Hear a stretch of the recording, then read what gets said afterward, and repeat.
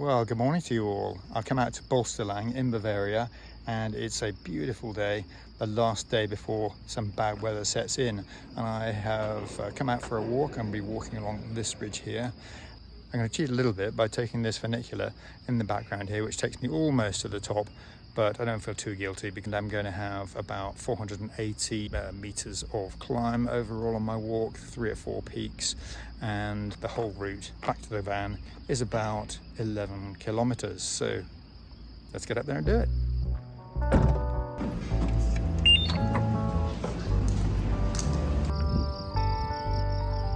The beautiful view of the Grunton. I'm starting here, going up the path here, way over the top to the Vario, and then on to my next peak after that. These are some excellent ski slopes in the winter. All the way down here, as you can see, it's still snow all the way around. Look at that view, absolutely stunning. I think it's going to be really, really nice.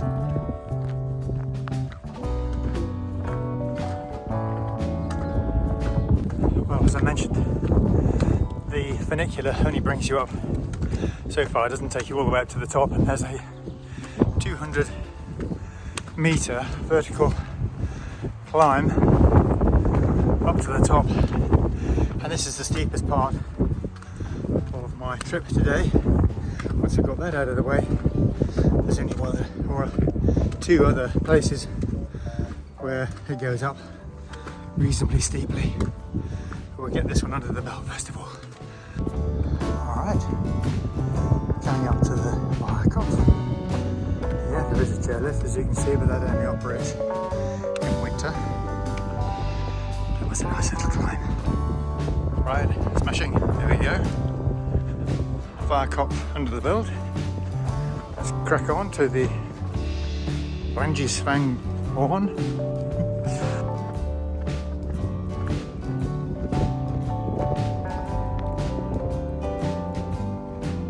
So on well signposts, well-trodden pathways like this, you really don't need, a lot of specialist gear. As long as you've got the basics and you look at the weather, make sure you're capable of doing what you've planned, and you bring with you enough things to get by, and that is water, some food,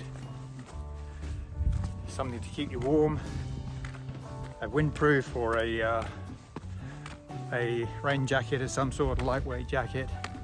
And just make sure that you've thought about the whole trip and that you can get by.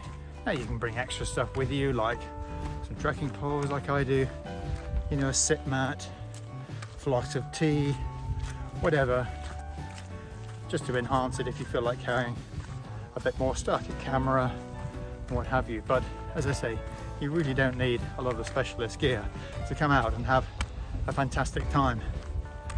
The health benefits of doing so, exercising, getting your breath going, and just enjoying the fabulous views, the sense of well-being that comes from being out in the outdoors and doing lots of really, really enjoyable activity, very sociable, doing it with other people.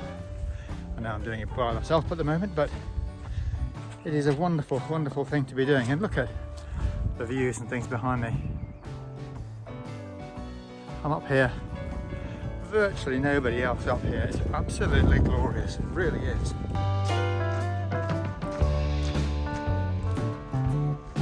Now, on the kit front, one of the most important things to consider, I think at least, is a good pair of footwear. Now, it doesn't specifically need to be a pair of mountain boots.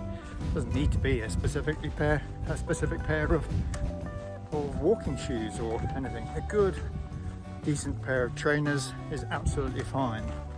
And if you're on a very rocky, very steep piece of terrain, then yeah, maybe some boots will be beneficial. And as you progress, you'll find the need for different things, like maybe a pair of gaiters. Nothing worse than traipsing through wet grass when you're getting wet legs and so on. So, but no, decent pair of good trainers. Let's face it, Salomon makes some fell running shoes, and if people can fell run in trainers, then you can certainly walk the hills in trainers. So I regularly do, and for dry, dusty trails, then I have my little gaiters, and if it's wet, like grass and things, I have a Gore-Tex pair of mini gaiters. But no, good footwear is absolutely essential, as long as they're comfortable, you've tried them out, and you're confident that they will not give you blisters.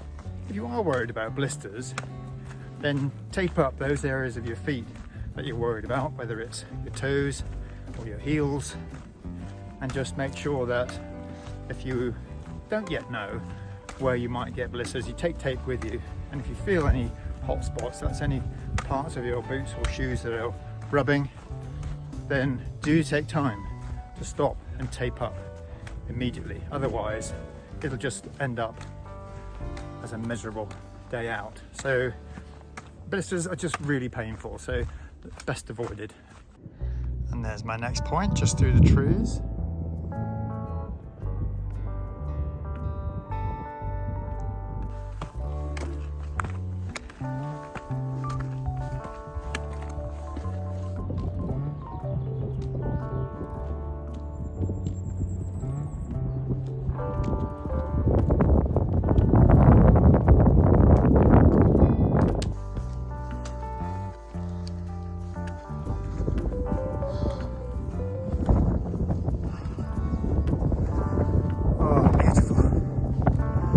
Look at this. Wow, wow, wow. Yeah, that's good. Oh guys, absolutely stunning up here. Really, really is beautiful. My next target is over there. See you guys there.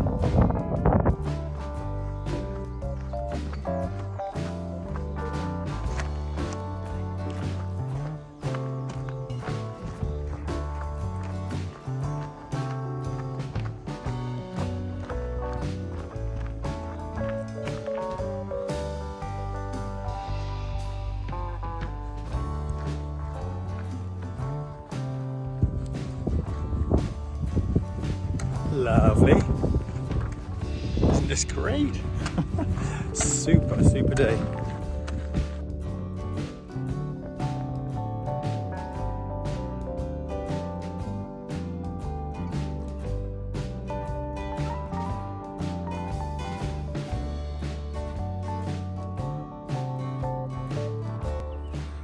Well, it was time for a well-earned break and a spot of lunch.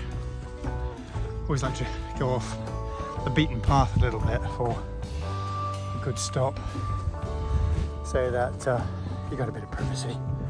I can see this tree stump from the path.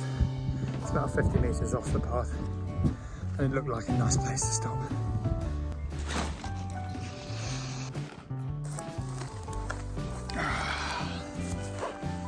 Fantastic.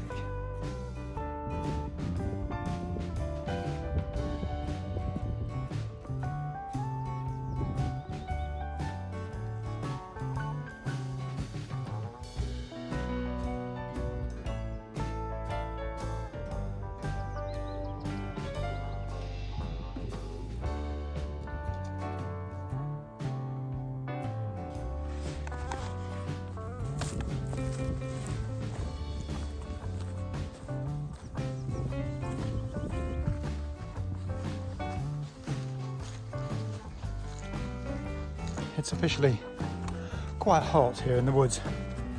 I think even in the shade, man, it's about 22, 23 degrees. I only hope this route is taking me where I need to go. I'm following it on the GPS, and it should be good. Oh, wait a minute. I just spotted a cross. Could this be the top? I think it might be. Well, I wasn't expecting that. Huh. Here we are. That's quite a cute little cross. Wow, we are at the high spot. Whoa. Well, we are indeed at the high spot. Fantastic. Oh, this is beautiful. Not many views up here, but even so. Well, that last little peak was clearly an intermediate peak. I did intend to go there. It was on my map, but the next one is up ahead. I went a bit off piste there. I had to scramble down through the woods, which was quite exciting because it was very steep. Right up ahead of us is the next and final peak. Oh, I'm absolutely loving this sunshine. It's May 2024 as I'm filming this, and the beginning of this year in the UK has been pretty damn miserable overall, and I'm very lucky, I know, to have been able to come out to Germany, spend a couple of weeks in the Harz Mountains, and then a couple of weeks in Bavaria. Oh, I love these Bavarian barns. Alpfanengeren, that says. 1,341 metres. And there's my next peak.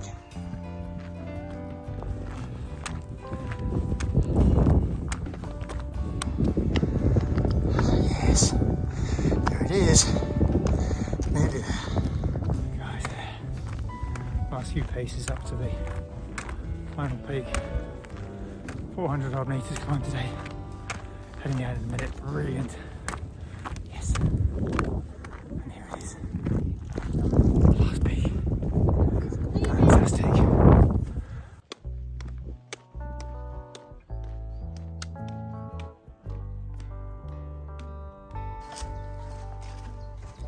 It's funny how you can tell when you're on a track that isn't used very often.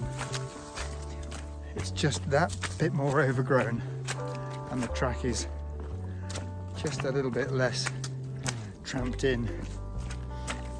This is marked on the map, but clearly it's not signposted on the trails. The Germans are great ones for sticking to the signed pathways. I feel like I've come off piste a little bit just here.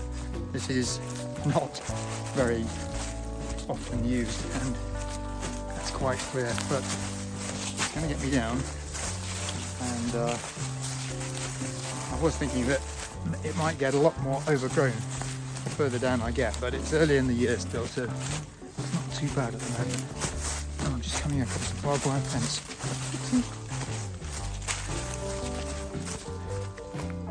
I think I can negotiate this. Too much damage to the nether regions. Ooh. All the shorts, there we go. That's good. Right, we're off. Here we go. Wow, that's terrific views. Look at this. Ta-da! Ooh. Well, back on normal tracks and roads, thankfully. It was a bit of an excursion. I tell you what, I'm glad I had my boots on. Sporting the walking boots today, which is a good point. When I was talking about boots or shoes for walking in, and saying that walking shoes, you know, a good pair of trainers is adequate, and it is. If you can only afford one pair, you know, walking shoes, boots or whatever, then personally I would go for boots, because then you've got all the bases covered. Trekking and walking in winter, you know, bad conditions and so on and so forth, where a pair of shoes probably wouldn't go all the way across the range of all of those conditions. They'd be a little bit hot and uncomfortable sometimes in summer, but actually that's probably the better choice if you're on a limited budget. And also, boots are something that you can more easily get resold than shoes. You can get some shoes resold, but if you invest in a decent pair of boots and you should set aside probably a budget. You might be able to get a pair cheap at just over £100, but if you budget for 150, 160 pounds for a good pair of walking boots, they're the kind of boots that you'll almost certainly be able to get resold. And I'm coming to the end of the second pair of soles on a pair of my walking boots, not these, and they've got another sole in them yet, I reckon, and £50 for a new pair of Vibram soles is what I paid at a decent cobbler. So £50 rather than £150 for a new pair of boots. And let's face it, you know, in your heart of hearts, you'd want to keep things going, keep them recycled, and they're nice and worn in. So that's a good point. They're really comfortable, and if I can get 3 soles out of them, then that'll be fantastic. I've had them for nearly 10 years now. Ooh, not far now. Not far. I just need one more break to finish off my lunch before I get back to the van, and I can see it up ahead. That will do nicely, my friends. Nice little view as well. Well, I've been sitting around enjoying my second half of my lunch, and I have not appreciated that there are huge dark clouds approaching. I've already felt a couple of spots of rain, and so I better get my rear end in gear, cover these last 10 minutes to the car park before it starts raining. It wasn't on the forecast at all. You never can tell in the mountains. It has its own microclimate. Nonetheless, I've had a great time today. I've really enjoyed it. I hope you've enjoyed watching this little video. Take care, whatever you're doing, have fun, stay active, and I'll see you next time.